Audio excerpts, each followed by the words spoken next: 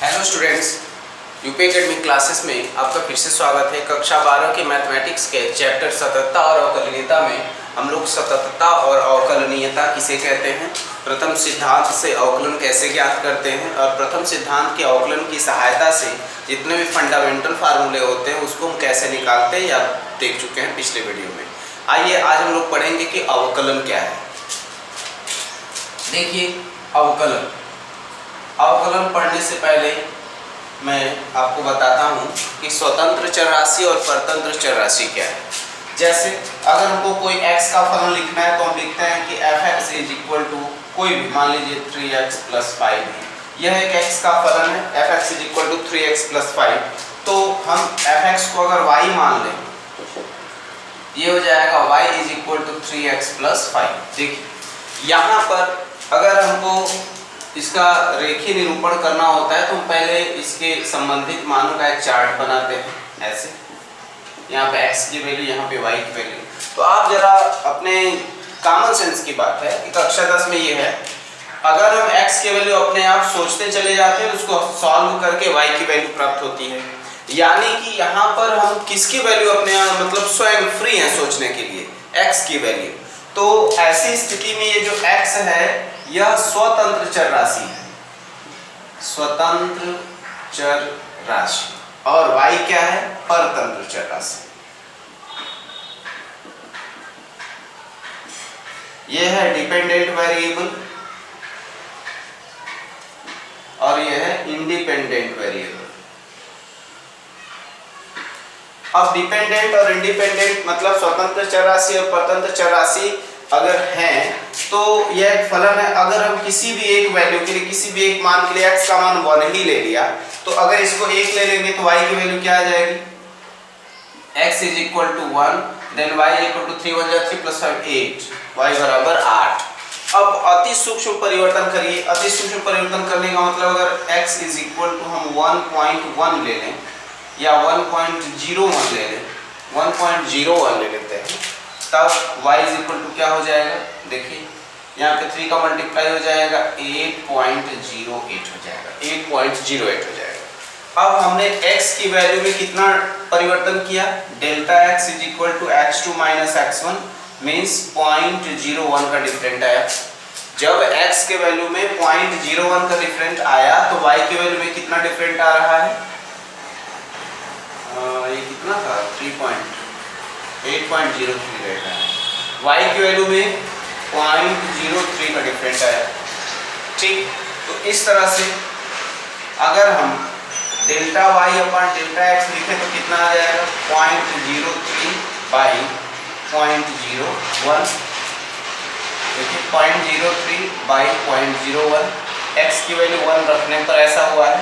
अगर इसको हम dx ऑफ y के फॉर्म में लिखें, यानी dy/dx के फॉर्म में लिखें, तो ये हो जाएगा सीधे 3, ये हो जाएगा 3। अब जरा देखिए, अगर हम लिख दें कि y is equal to 3x + 5, x के सापेक्ष अवकलन करिए, ये हो जाएगा dx of y is equal to 3, dx of x की वैल्यू 1 और 0, यानी देखिए सेम। कहने का अर्थ ये है कि जब दो राशियां एक दूसरे से संबंधित होती हैं, जिसमें एक स्वतंत्र चर राशि होती है और एक परतंत्र चर राशि होती है, तो जो परतंत्र चर राशि है उसमें परिवर्तन की दर किसके सापेक्ष, स्वतंत्र चर राशि के परिवर्तन की दर के सापेक्ष जो होता है वही उसका अवकलन कहलाता है। परतंत्र चर राशि का स्वतंत्र चर राशि के सापेक्ष अवकलन कहलाता है। बात समझ में आ गया होगा आप लोग को। यानी कि अगर अवकलन की बात करें तो अवकलन हो जाएगा परतंत्र चर राशि के परिवर्तन की दर, स्वतंत्र चर राशि में परिवर्तन के सापेक्ष अवकलन कहलाएगा। इससे भी सामान्य भाषा में कह सकते हैं किसी एक राशि के परिवर्तन की दर दूसरे राशि के परिवर्तन के सापेक्ष उसका जो है पहले राशि का दूसरे राशि के सापेक्ष अवकलन कहलाता है, डिफरेंशिएबिलिटी। यहाँ पे डिफरेंशिएशन कहलाता है कि अवकलन और अवकलज दो शब्द होते हैं। अवकलन, अवकलज का मतलब चाहे अवकलन गुणांक, अवकलज या अवकलन गुणांक जो होता है, जो आप रिजल्ट पाते हैं वो अवकलन गुणांक या अवकलज कहलाता है। जबकि इसको ज्ञात करने की जो प्रक्रिया है, मैथ को सॉल्व करने की जो प्रक्रिया, उसको अवकलन कहते हैं। अवकलन का अर्थ क्या हुआ? वह प्रोसेस जिससे होकर के उनको रिजल्ट मिलता है वो अवकलन कहलाता है। अवकल गुणांक चाहे अवकलन गुणांक चाहे अवकलज क्या होता है? जो रिजल्ट प्राप्त होता है वो अवकलज, अवकलन गुणांक या अवकल गुणांक कहलाता है। ठीक, तो परतंत्र चरराशि का परिवर्तन की दर स्वतंत्र चरराशि के परिवर्तन की दर के सापेक्ष उसका अवकलन, या एक चरराशि का परिवर्तन की दर दूसरे चरराशि के परिवर्तन की दर के सापेक्ष उसका अवकलन कहलाता है। या फिर ये कह सकते हैं कि किसी एक राशि का दूसरे राशि के सापेक्ष परिवर्तन की दर उसका जो अवकलन कहलाता है। अब ऐसी स्थिति में अब अवकलन परतंत्र चरराशि स्वतंत्र चरराशि के सापेक्ष हमने देख लिया, इसकी एग्जांपल भी हमने पीछे देख लिया। इससे पहले हमने आपको बताया था अवकलन ज्ञात करना प्रथम सिद्धांत से। तो प्रथम सिद्धांत से अवकलन जब ज्ञात करते हैं तो प्रथम सिद्धांत से अवकलन की सहायता से सारे के सारे फंडामेंटल फार्मूले हम इससे निकाल सकते हैं।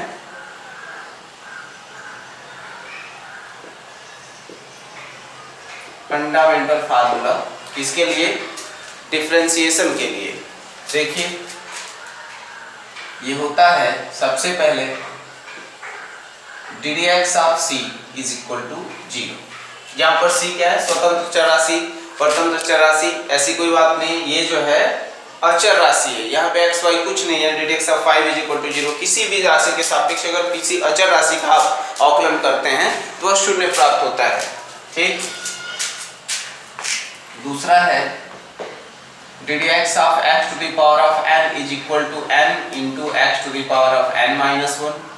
तीसरा है ddx of m x to the power of n। देखिए m क्या है? अचर राशि है जो पहले से गुणा के रूप में है, तो ये हो जाएगा m n। m अचर है तो बाहर गुणा के रूप में बाहर निकाल देंगे, और ये जो सिर्फ यही वाला फार्मूला, तो n आगे आकर के गुणा हो जाएगा m n x to the power of n minus 1।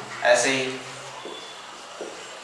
ddx of e to the power of x, e to the power of x ही रहेगा। ऐसे ही ddx of log x to the base of। देखिए अवकलन गणित में जहां पर भी अगर log का आधार नहीं लिखेंगे तो आप समझ लेंगे कि e है वहां पर। जहां पर भी अवकलन गणित में, समाकलन गणित में log का आधार नहीं लिखा हुआ है वहां पर e आधार है। अगर उसके अलावा कोई और आधार है तब लिखना पड़ेगा। 10 भी है तो लिखना पड़ेगा, क्योंकि वो यहाँ पर जो है एक अलग राशि मान लीजिए, क्योंकि log ई बेस पर रहेगा तभी अवकलन गुणांक को उसको बिना बेस दिखाए प्रदर्शित कर सकते हैं। log x to the power is equal to 1 by x। छठवां होगा a to the power of x। ddx of a, जहाँ पे a क्या है? अचर राशि है। ddx of a to the power of x is equal to a to the power of x log a to the base of e। ऐसे ही सातवां ddx of log x to the base of a is equal to 1 by x log e to the base of a। ऐसे ही आठवां ddx of sin x is equal to cos x। नौवां ddx of cos x is equal to minus sin x। 10वां ddx of tan x is equal to sec square x। 11वां ddx of sec x is equal to minus नहीं रहेगा sec x into tan x। ठीक, ऐसे ही 12वां ddx of cot x that is equal to minus cosec square x। 13वां ddx of cosec x is equal to minus cosec x into cot x। 14वां ddx of sin inverse x is equal to 1 upon under root 1 minus x square। 15वां ddx of cos inverse x is equal to minus 1 upon under root 1 minus x square। 16वां ddx of tan inverse x is equal to 1 upon 1 plus X square. 17वां D D X of cot inverse X is equal to -1/1 plus X square. 18वां D D X of sec inverse X, D D X of sec inverse X 1/x under root X square -1 होता है। 19वां D D X of cosec inverse x -1/x into under root X square -1 होता है। तो यहाँ तक तो ये फंडामेंटल फार्मूला। अब देखिए, अगर डी डी एक्स निकालना हो, ऐसे फलन हो जो प्लस या माइनस के रूप में आपको दे दिए गए हों आगे तक, यानी जब दो या दो से अधिक फलन आपस में जोड़े या घटाने के रूप में होते हैं, तब जो उनका अवकलन होता है, अवकलन उस पर बट जाता है। अर्थात ये हो जाएगा D D X of f1x plus minus D D X of f2x plus minus, ऐसे ही आगे तक, यानी जितने भी प्लस और माइनस जोड़े या घटाना के रूप में रहेंगे सब पे अवकलन बढ़ जाएगा। लेकिन यहाँ x के ही फलन होने चाहिए। किसी भी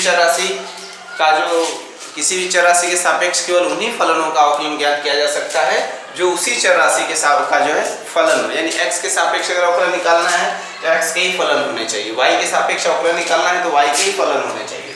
देखिए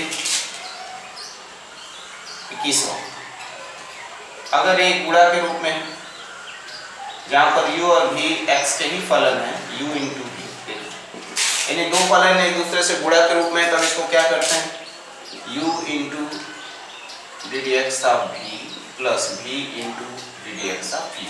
देखिए, पहला गुणे डी डी एक्स ऑफ दूसरा प्लस दूसरा गुणे डी डी एक्स ऑफ पहला। अगर ये मान लीजिए तीन राशियां हैं, तब अगर तीन राशियां हैं तो D D X of u v w के रूप में है, ये हो जाएगा u v into D D X of w plus u w into D D X of v plus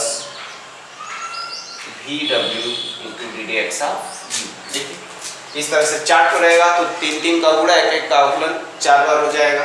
ऐसे ही अगर भाग के रूप में है तब D D X of u by v के रूप में, u बाई v का मतलब अंश बटा हर, v into D D X of u minus u into D D X of v by v square, यानी कि हर into D D X of अंश माइनस अंश डी डी एक्स ऑफ हर बटा उसका हर का स्क्वायर। इस तरह से ये फंडामेंटल सूत्र है जिसको प्रथम सिद्धांत के अवकलन से ही ज्ञात किया गया। आप इसको देख सकते हैं, बुक्स में है, ऐसे भी इसका स्क्रीनशॉट ले सकते हैं या फिर इसको रिपीट करके बार बार देख सकते हैं।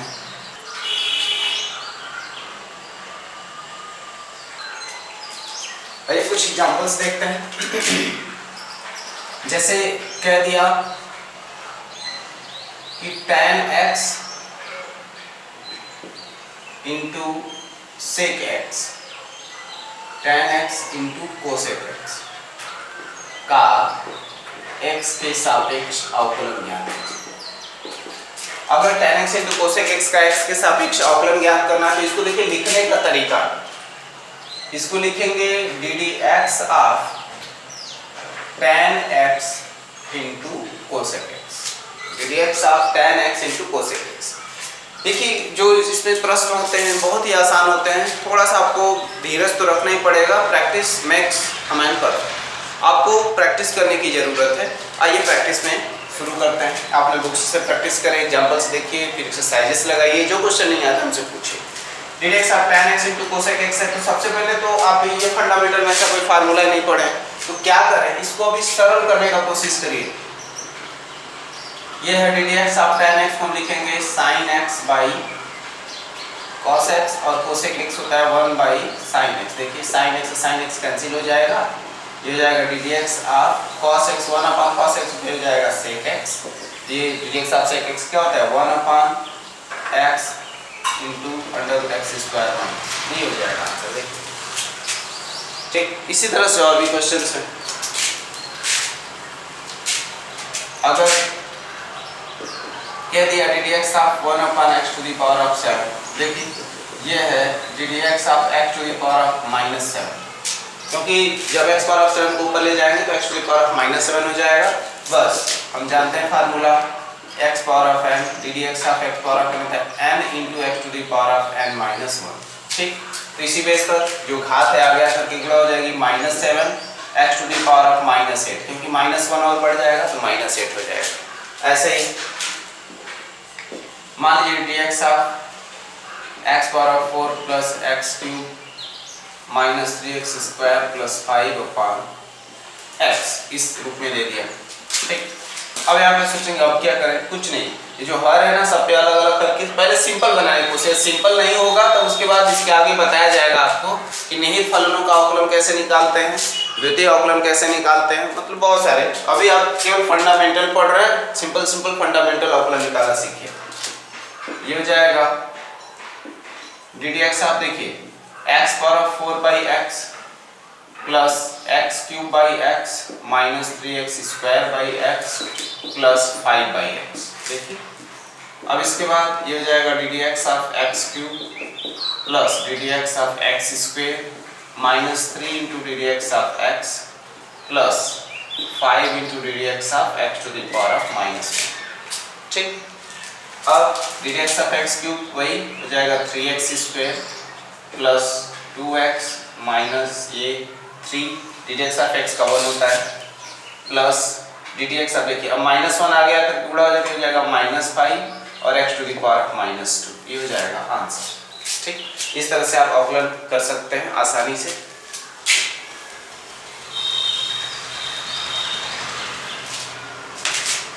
आप जो है कुछ बुक्स जो नई वाली आई हुई हैं उनमें डायरेक्ट जो क्वेश्चंस हैं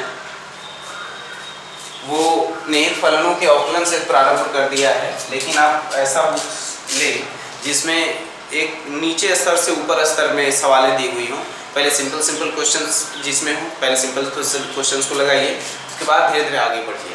तो आज के लिए इतना एक्सरसाइज करिए, पहले फर्स्ट एक्सरसाइज अपना क्वेश्चंस करिए। कल आपको हम बताएंगे कि निहित फलनों का अवकलन कैसे ज्ञात करते हैं और इसके और भी हार्ड सवालें कैसे प्राप्त करते हैं। Thanks for watching.